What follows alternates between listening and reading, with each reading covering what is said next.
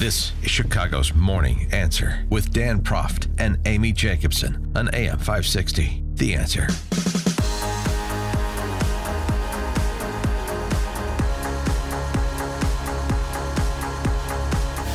Good morning, Dan and Amy. Who is losing population faster, Illinois or the Illinois Republican Party? It's interesting. We have... speaking of interesting, the governor's race just got a lot more interesting. You have Spalding. You have former governor. I haven't seen Spalding in a while. My kids asked if he died because he's, been all over the airways for the past 2 years, and now he's gone. And they're taking a break. Obviously, 2 years. It was like 4 months. It just seemed like 2 years. He started a long time ago. It's not 2 years. It was dabbling, him and children in this cafeteria taking their food. Well, and he's then tired. He'd walk down the street. He's got to rest. It was physically exhausting for him to write all those checks. But so you got Spalding, you got former Governor Bruce Rauner. Now you have State Senator Sam McCann, who has run several times and won, Republican state senator, downstate, Macoupin County. He has left the Republican Party, and he's launched an independent campaign for governor. He's got to get 25,000 signatures to get on the ballot. The filing is the third week in June. That shouldn't be an issue. Sam McCann, here's a little piece of his announcement video yesterday. They have failed us. Rauner and Chicago Democrats have led our state down the wrong path. Higher taxes, backward morals, and disregard for the rule of law is the Illinois they've created. It's time for a real transformation for the state of Illinois. I'm Sam McCann, and I'm running for governor to put Illinois on a path of prosperity and promise. As conservatives, we know and believe that you can't spend money you don't have, and that opportunity should exist for everyone, not just a chosen few. I'm running to restore what real, hardworking Illinoisans value the most: liberty, family values, and law and order. The music in the background. It's such a... You know what it conjures up to me? What? The convoy, the team bus, and all the parents following Hoosiers? Hickory Yeah. to game as they make their championship run. Well, the French horn is so profound in that piece. So now, in the interest of full disclosure, in my private life where I run this PAC and support legislative candidates and oppose other legislative candidates, in 2016, I allied with Governor Rauner, much to my ever-loving chagrin in retrospect, and backed a primary challenger to Sam McCann for his state Senate seat, and Sam McCann won. And if I had to do it over again, I'd probably do it differently. But we do have some disagreements here. It's a very interesting approach and market positioning that Sam McCann is taking, as provided in that announcement video. But for more specifics, we're pleased to be joined by State Senator Sam McCann. Sam, thanks for being with us. Appreciate it. Good morning, guys. Thanks for having me. So, you kind of lay it out in your 3-minute announcement video, but since we have the horse, let's get it right from his mouth. Why have you decided to leave the GOP and run against Rauner and Pritzker? Well, technically, we're in the process of leaving. We haven't really left past tense. Okay. We're looking to form the new conservative party, not running as an independent. Okay. We're looking to cause a paradigm shift. Because it seems that the Republican Party has lost its way. It is totally unrecognizable to most of us. I think it's totally unrecognizable to most of us downstate and to a good portion of the folks up in your area as well. So what we're doing is we're in the process of forming the third party. I'm still the elected Republican sitting senator for the 50th district until the middle of January of 2019. Right. But what we are looking to do is be the next governor of Illinois, move the state forward, and we're looking to bring people into this movement along the way. So if you are within the sound of my voice, give us a call, reach out. We would like to see you run for state senate, state rep, get involved up and down the ballot across Illinois. Yeah, what's the name of your party? The Conservative Party. It's just conservative. So this is interesting. So that I didn't fully appreciate this. So this is a conservative party that you're starting. You're going to run under the conservative banner for governor, and you want to recruit conservatives who will run under the conservative banner for state offices, other legislative offices and the like. Well, of course, don't I think that conservatives ought to have a voice in Illinois, and it seems to me that the two options they have now, neither one of those provide an adequate voice for conservatives in Illinois. What is your biggest point of contentions with Governor Ronner and what he has done while in office? How long do we have?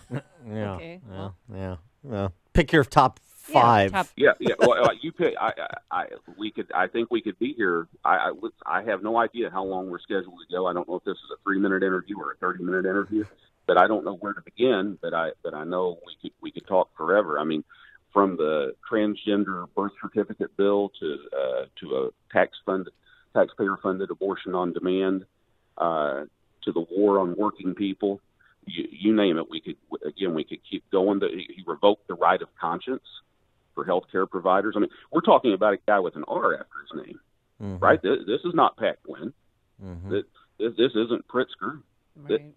This is a guy with an R after his name. And what's amazing to me is that the majority, now albeit a small majority, a small margin between Ives and Rauner, but the majority of Illinois Republicans say, "Yeah, we're prepared to follow this guy."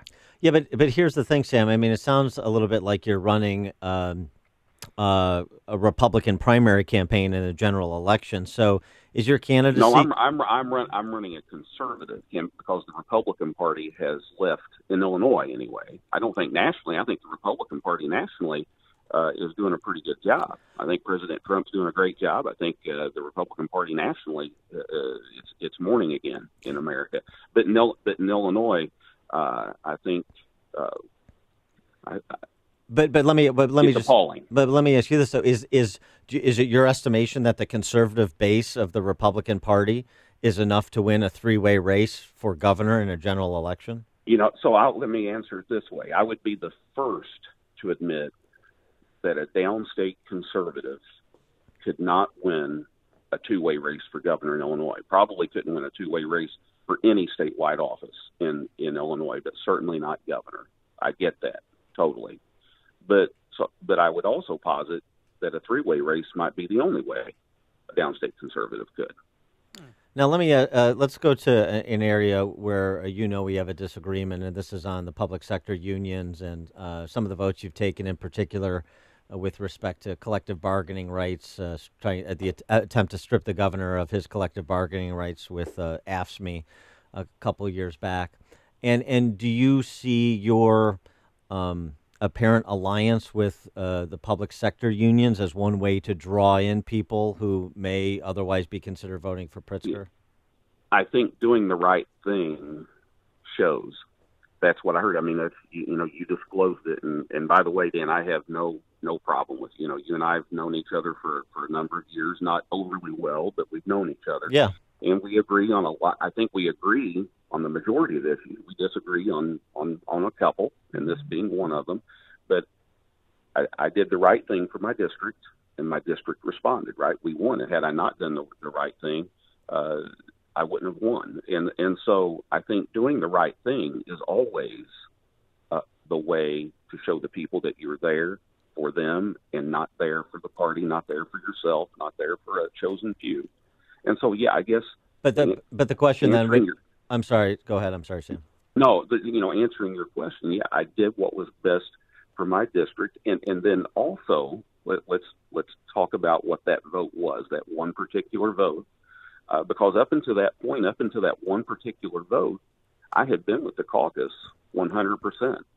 100%. I had voted with the governor in the Republican caucus 100%. Now, there were a couple of those votes up until that point that I didn't really agree with. I thought the party, the caucus, the governor was taking the wrong approach on these issues. It was the beginning of the budget stalemate, standoff. Mm-hmm. But I stuck with the caucus, and I looked the governor in the eye. It's not like I pulled something and voted out of left field. They knew it was coming for a couple of months. I looked the governor in the eye twice, just he and I, one-on-one, and told him what I was going to do and said, let's think about this. Let's think about, is this the right approach? So the vote that I took, it didn't strip him of his rights to bargain. When you say it that way, it's almost in a vacuum. You know, he ran on a big plank of his platform in his campaign was calling the AFSCME union names. He said, you know, he would shut the government down if that's what it took to break them, and so forth and so on. So he hadn't exactly set this jovial tone. He hadn't even really set, you know, a moderate tone. He'd set this tone of I'm going to go there and break that union. No, but I mean, so, but just getting beyond the tone to the substance of it. I mean, you know, he is a proponent of right to work, and obviously the public sector unions and the trades are not, and you're not, and so that's a substantive disagreement. And you're not the only one that has that disagreement with him or with proponents of right to work within the Republican Party or the conservative movement in the state. But I guess my point is to say, so there's a substantive disagreement there on policy. And do you expect, and are you banking on as part of this to serve the interests of the public sector unions or the trade unions or some combination of the two on that issue? You know, I'm for working people, whether you're union or non-union, white collar, blue collar, public sector, private sector. I'm for working people. Period. End of story. I'm for all working people. If it takes a working person forward, if it brings working people up the ladder, I'm for working people. And furthermore, I think all the unions are, for the most part, are going to be with the Democratic nominee. Right? Yeah, right. So when I took that vote, when you say ask me, and when other pundits or folks who take a different view of all of this talk about the unions, you know, it's almost like you envision me up there on a stage with the president of the union, and you know, and I'm doing this for these letters behind me on a billboard. I didn't take that vote for the president of the union. I didn't take that vote for those letters asked me, right? I took it for those prison guards who are, for the most part, veterans. They're, for the most part, quite frankly, downstate Republicans and conservative independents and conservative Democrats who are just trying to feed their family. You know, they start out making about $46,000 a year. I mean, and I could go on. There's all sorts of job descriptions, right? I'll use that one as a perfect example. But there are. I spoke to some workers from the Hope School that serves the developmentally disabled in my district last night before I went to Kankakee. That those people work for an average $12, $13 an hour. You know, they're not making $100,000 a year like Bruce Rauner has led a lot of people to believe. They're not going to make $150,000 a year in retirement. The people who are going to make $150,000 a year in retirement are the political cronies he's appointed to lead departments, or actually the sweet spot are all the deputy directors. Well, right? let me they make almost as much as the director. Let me just explore this a little bit, just in terms of kind of the public sector union policy agenda. I mean, are you support? I know in your video you talk about wanting to repeal the Rauner-Madigan income tax hike, which I think is a fair way to describe it, and I think is a good idea. What about things like the $15 minimum wage and some of the other agenda items for the progressive left, the public sector unions? Yeah. So the minimum wage in this country, I think, needs to go up, but I think it needs to be set by Congress. I think, you know, there are 50 states. Each state has the ability, and we have one of the higher minimum wages. I do believe the minimum wage needs to go up, but it should be done across the board. It should be done at the federal level. And I've told them that I've looked the folks when they come to visit with me. When I talk about the folks, I'm talking about their members. I very rarely ever see an official from the union. I think I've met the president of the AFSCME union. I've never really sat down and met her. I've been on the same stage with her a couple of times when they had me come to address their membership. I deal with those people. Well, so then, Sam, so I'm not. Yeah, I voted no on that. I said that needs to happen at the federal level. If you're not going to have significant union backing, and you're up against two oligarchs, how do you put the resources together? I mean, this was the Jeannie Ives challenge, right? You're one of 59 senators. She was one of 118 state reps. People don't know who you are outside your district, so you got to put together resources to market, and now you've got to put together resources to market into the resources being expended by two oligarchs. How do you make that work? Well, that's one reason I'm on the phone with you right now. We're looking to cause a paradigm shift. If you're within the sound of my voice, give me a call, text, email, 217-341-8524. Do you have a website? Oh, you're handing out your cell phone number. Okay. Yeah. All right, hold on. Let's get Roland Burles was on here, gave out his home phone number. Well, do you have a website that people can go to? And that's my cell phone number. Send me a text, right? And then I can follow it up with a phone call. I can't take everybody's call at once, but I can receive texts, and I will get back to you because we want to cause a paradigm shift in Illinois because it needs it. 217-782 what? 217-341. 341. 8524. 217-341-8524. All right, text Sam McCann all day and all night. Boy, you're going to get more connected than you ever wanted to be, I bet. It's a government of the people, by the people, and for the people requires something. That common denominator is the people. And do you have a website, or how is the campaign being put together to get to get the signatures required? McCann for Illinois.com. McCann for McCannFor Illinois spelled out .com. Well, you mentioned in your announcement video, and you mentioned at the beginning of our conversation about values and some of the moral issues where you and former Governor Ron are at odds. And so are you going to be somebody that leans into talking about social issues rather than the approach that the Republican Party has taken, that try and take sanctuary state and the life issue and all of these other issues off the table and just pretend they don't exist? Yeah, certainly. I mean, that's what we did in our announcement video. I think I broached those issues. I mean, I think we broke sanctuary state. Right? I think to hit that head on if you watch the entire 3 minutes. And I think, again, think about this. President Trump won not by running from all of that, but by embracing it, right? So I don't think that the national party necessarily is having the problem that we're having. They're embracing, they're pushing in, they're leaning in and saying, hey, this is who we are, this is what, and this is why. You have to explain why, right? There's a lot of people who they're not like us. They don't pay attention to all of this minutia, this political minutia. And so they don't know why they feel the way they do on this issue. And when you have a deep conversation with them, they're like, hey, wait, that makes some sense. I mean, again, that's why President Trump won, right? He didn't win because he converted the entire Republican Party. He won because the party was attempting to do what you just described. He had 16 opponents in the primary. If he would have started out with one or two, he wouldn't have won, right? What he did by entering that race was the number of people who supported him in relationship to that large number of opponents.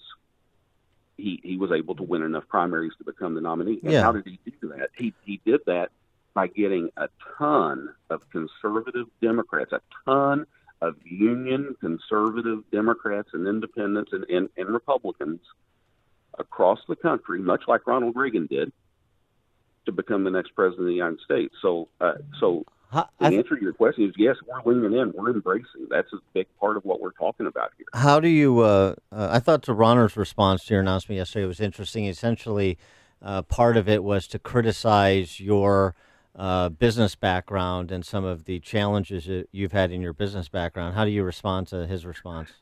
Well, I would say that I have walked in the footsteps of the average Illinoisan.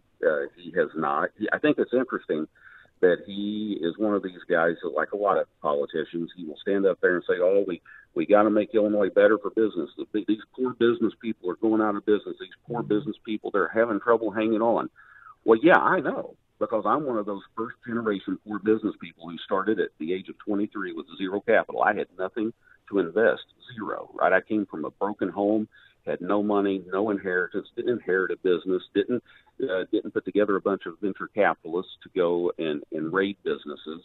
I started a little construction company because there was no jobs to be had in the community in which I lived.